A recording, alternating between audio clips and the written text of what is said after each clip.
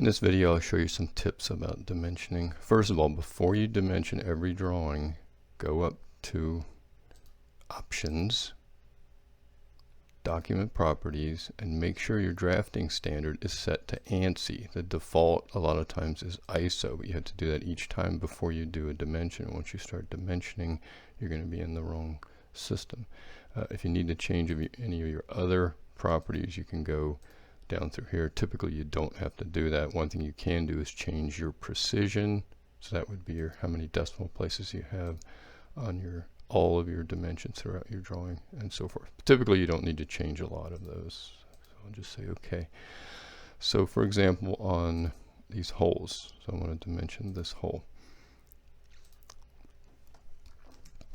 Should show up automatically a diameter symbol. If for some reason you don't like that dimension, if you want to change it, edit it, add a symbol, if you double click it, you can come over here.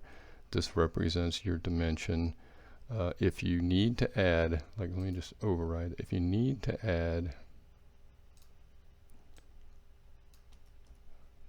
I'm just going to delete that dimension totally. Whatever you want to do, if I need to add a diameter symbol, just click on diameter symbol and type in your diameter.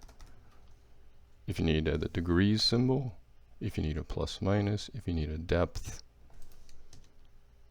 you can add those symbols. And that's how it's going to show up. If you need a 2x, put your cursor in front.